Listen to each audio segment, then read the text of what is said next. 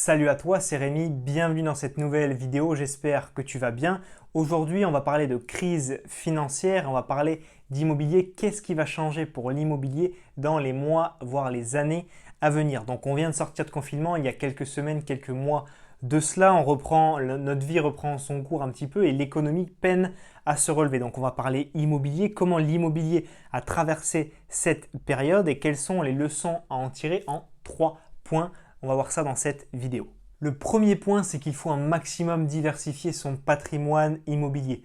On a vu que ça a été très compliqué pour les locations courte durée et pour les locaux commerciaux. Donc sur les locations courte durée, on a eu plus de 80% d'annulations en France sur les appartements en location courte durée, peut-être entre 2 et 3 mois à 0 euros de revenus locatifs sur des appartements en courte durée. Certaines banques ont proposé des reports de mensualité, c'est mon cas.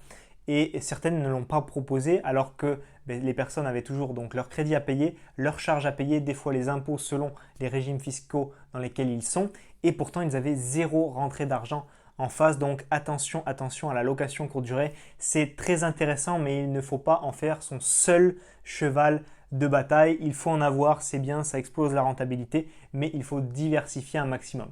De même pour les locaux commerciaux, il y a eu des reports de loyer. Toutes les personnes que je connais qui ont des locaux commerciaux et qui ont eu donc des demandes de report de loyer, les personnes ne l'ont pas encore rattrapé si tu veux ces loyers. Normalement, ce ne sont pas des loyers qui sont annulés, mais pour l'instant, les personnes qui étaient donc en difficulté à cause du confinement, ce qui est totalement compréhensible, n'ont pas pu et n'ont pas encore les moyens de rattraper ces mois de loyer supplémentaires, enfin qu'ils n'ont pas pu payer, ils n'ont pas pu les rattraper pour l'instant. Donc forcément, c'est des modes d'exploitation qui ont un petit peu subi de plein fouet cette crise immobilière, cette crise financière de 2020. Donc il faut diversifier un maximum son patrimoine pour diluer le risque au fur et à mesure si la crise revient, s'il y a d'autres crises, d'autres types de soucis qui arrivent. Il ne faut jamais parier à 100% sur une seule stratégie, un seul type de bien, des studios dans telle ville, dans tel secteur, de tel type de mètres carrés que pour faire de la location courte durée. Là, tu mets tous tes œufs dans le même panier pour utiliser une petite expression de ma grand-mère et du coup, tu as beaucoup plus de risques. Donc, la crise du coronavirus nous enseigne une leçon, diversifier au maximum son patrimoine. Si tu fais de la location courte durée, parce qu'on en parle beaucoup avec le coronavirus, il faut faire très attention à la règle de base qui est d'avoir un appartement qui est au moins autofinancé si tu le mets en location meublée classique. Donc la location courte durée, c'est du bonus, mais s'il y a des soucis et que ça ne fonctionne plus, il faut que tu puisses le basculer en meublé classique à l'année et qu'il soit autofinancé. Ça, c'est une règle de base, je préfère la répéter, enseigner, c'est répéter. Autre petit tips, petite astuce à faire, à avoir absolument, je ne le dis pas pour faire joli sur les vidéos, c'est d'avoir une épargne au cas où, de 6 mois, 8 mois, 10 mois, 12 mois si tu peux de loyer d'avance sur tel bien immobilier. C'est pas du tout pour faire joli, c'est la réalité. Là, si tu avais 3 mois d'avance de loyer tranquillement sur ton compte en banque, eh bien tu as pu éponger les mensualités, les charges, les impôts qui étaient là à cause de la crise financière, à cause de la crise immobilière, à cause de la crise du coronavirus, si tu veux. Donc, si tu avais cette somme sur un compte, tant mieux, tu as pu t'en servir. Je ne le dis pas pour faire joli, il faut avoir un maximum de trésorerie pour faire face à ces imprévus, à ces problèmes. Bien sûr, personne croyait qu'un virus allait paralyser les 3 quarts de l'humanité. Donc attention à ça et diversifie ton portefeuille immobilier. Deuxième chose qui va changer pour l'immobilier à cause de la crise du coronavirus, les emplacements.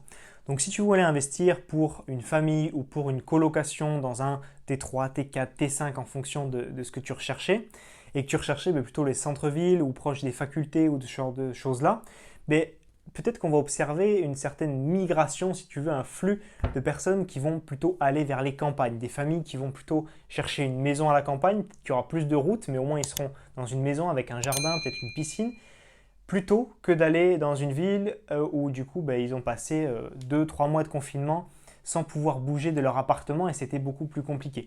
Pareil pour les colocations, si tu cherchais autour d'une université, peut-être que des potentiels futurs colocataires iront plus facilement dans une maison qui est à 10 minutes en voiture de la fac, mais qui a un jardin, mais qui a 2 étages, mais qui a un sous-sol où il fait frais l'été, etc. Donc on va peut-être assister à un changement de priorité, un changement de volonté de location, si tu veux, de la part des locataires pour de la coloc ou pour de la famille. On observe déjà de légères hausses dans certaines campagnes aux alentours de Paris. Alors ce n'est pas une hyper augmentation, hein, c'est une légère hausse, ce n'est pas encore quelque chose qui se ressent énormément sur le marché, mais quand même c'est des chiffres, on peut l'observer. Et si, bien sûr, je ne le souhaite pas, hein, mais si une crise sanitaire revient et des confinements revient, etc., ça ne fera qu'accentuer ce phénomène. Et encore une fois, je te le rabâche dans cette vidéo, vérifie toujours la demande locative si tu veux investir dans une maison et plus dans un appartement pour faire de la coloc. Vérifie la demande locative, fausse annonce, tensiomètre locatif, c'est très important, j'insiste. Troisième chose qui va changer pour l'immobilier, c'est au niveau de la banque, c'est ton dossier bancaire. Les banques vont être donc de plus en plus frileuses à accorder des prêts immobiliers. Dans mes programmes de formation, je propose un dossier bancaire qui s'appelle le dossier banque Agir Investir. Ce dossier, le but c'est que ton dossier passe au niveau du dessus de la pile, si tu veux, qu'il soit le plus parfait possible, que tu aies le profil le plus satisfaisant possible auprès d'un banquier. Donc il faudra que ton dossier soit parfait, que tu aies des comptes sexy, que tu n'aies pas trop de dépenses, que tu ne sois pas à découvert et que ton dossier soit vraiment parfait, projeter tes rentabilités, tous les documents nécessaires au banquier, les photos de tes anciens biens, etc., etc., tous tes calculs. C'est très important parce que les banques, elles vont faire très attention, elles vont sélectionner les profils à qui elles vont prêter de l'argent avec beaucoup plus de rigueur qu'avant. Donc ça, c'est très important et ça va changer par rapport au mois précédent, la crise. Dis-toi bien une chose, ton banquier, il va tout connaître de toi. Tu vas lui donner tes relevés de compte, tu es obligé, et tes relevés de compte, ils ne mentent pas. Ils peuvent vraiment apporter une énorme, d'énormes informations à ton banquier. Il va savoir qui est-ce qu'il a en face de lui, rien qu'en regardant tes relevés de compte. S'il voit de grosses dépenses pour la dernière classe A à la mode qui viennent réduire beaucoup ton train de vie parce que tu as des mensualités à 400 €, si tu as des crédits conso, si tu as acheté le dernier iPhone, si tu as des dettes, que tu vas énormément au resto, si tu veux, il sait tout. Il sait où est-ce que tu vas manger, il sait où est-ce que tu vas faire tes courses, il sait ce que tu achètes avec ton argent, il sait énormément de choses. Donc vraiment, je te conseille, si tu veux emprunter, surtout sur 2020, d'avoir des comptes clean au moins pendant 3 mois avant de pouvoir aller justement en banque présenter ton dossier. Ça va, je pense, changer. On va donner moins de crédit immobilier qu'avant. Donc, il faut que ton dossier soit parfait. Nous arrivons maintenant à la fin de cette vidéo. Si elle t'a plu, pense à la liker. N'hésite pas à me dire dans les commentaires de cette vidéo ce que tu penses qui va changer pour l'immobilier en 2020. Si tu es d'accord avec moi, si tu veux rajouter des choses, je serai heureux de te lire. Et pense à t'abonner à ma chaîne YouTube pour recevoir toutes mes prochaines vidéos.